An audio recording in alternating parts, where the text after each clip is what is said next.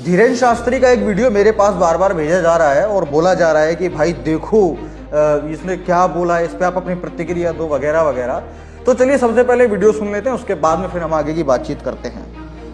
स्त्री की शादी हो गई हो तो उसकी दो पहचान हो, मांग का सिंदूर, गले में मंगलसूत्र। अच्छा मान लो मांग का सिंदूर ना भरा हो, गले में मंगलसूत्र ना हो, तो हम लोग क्या समझते हैं? भाई ये प्लान अभी खाली।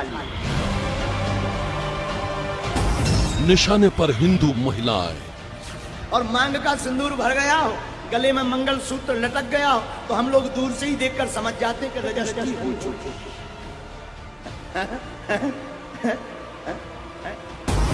दिव्य दरबार में सबसे बड़ा अधर्म।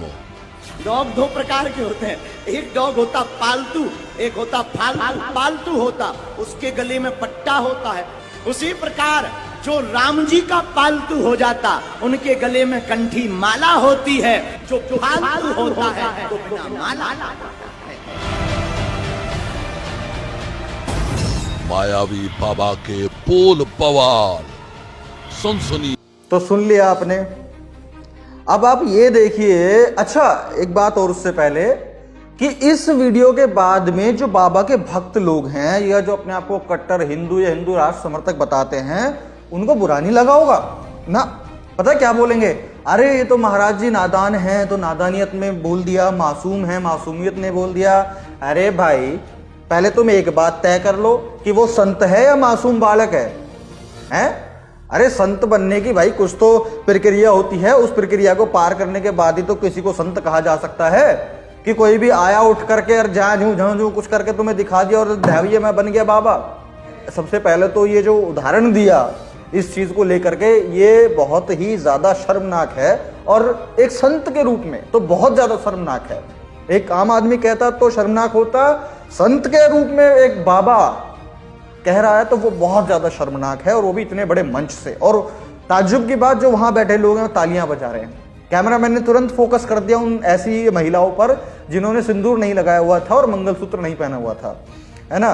तो अब आप ये सोच करके देखिए कि इस बाबा ने उसके बाद में फिर एक और स्टेटमेंट दिया पालतू कुत्ते का और एक आवारा कुत्ते का।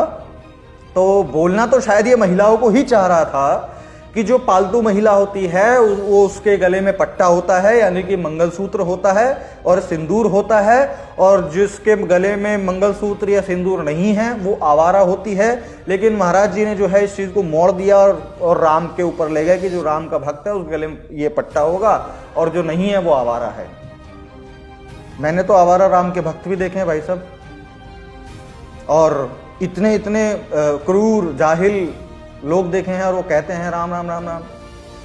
तो राम का नाम लेने से, राम का भक्त होने से राम के आचरण आपके अंदर में नहीं आ जाएंगे।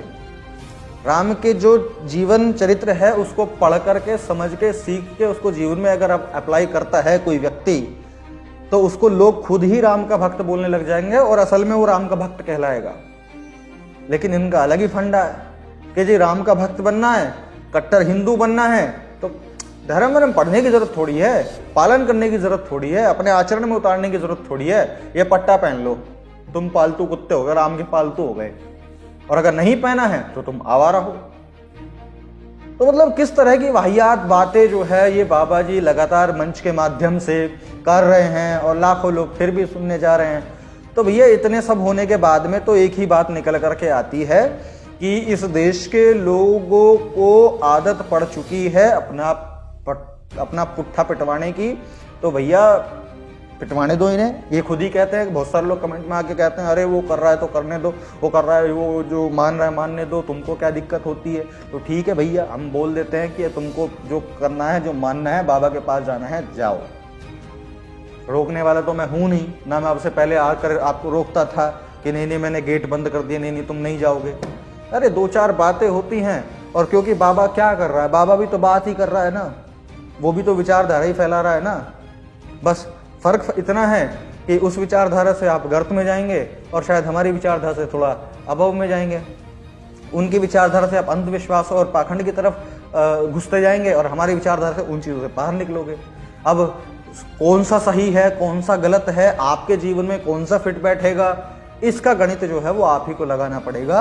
इसीलिए आप यदि किसी चीज़ के समर्थक या भक्त हैं या कुछ भी चीज़ें हैं, अगर आप वही चीज़ें सब सुन रहे हैं, समझ रहे हो, तो जो एक विरोधी उसके सवाल में सवाल खड़ा कर रहा है जो कि लॉजिकली है, कोई ऐसा नहीं कि फालतू अपमान कर रहा है, गालियां बक रहा है, अपमान बर्दाश्त नहीं करना चाहिए, लेकिन यदि कोई व्यक्ति कुछ सवाल कर रहा है या कुछ अपनी नई थ्योरी लेकर के आ रहा है उस चीज़ों के प्रति, तो वो भी सुनना चाहिए ताकि आप एक बेहतर और निष्कर्ष निकाल सको कि भाई आपके लिए क्या बेहतर है। तो वही चीज़ें हैं कि आप सुनिए, समझिए और कैलकुलेशन कीजिए। और यदि आपको उन सब के बाद भी विचार, चिंतन, मनन करने के बाद भी लगता है कि भैया बाबा के प्रवचन आपका भला करेंगे, बाबा की ये वाहियात बातें आपके जीवन में, आपके परिवार में आपका उद्धार करेंगी, तो शौक से जाइए, शौक से गू खाइए।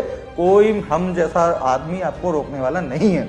लेकिन हाँ, सामाजिक दायित्व होता है तो इसलिए जो है अपना बात रख देते हैं। तो ठीक है साथियों, मिलते हैं आपसे अगली वीडियो में। तब तक के लिए बहुत बहुत शुक्रिया, धन्यवाद।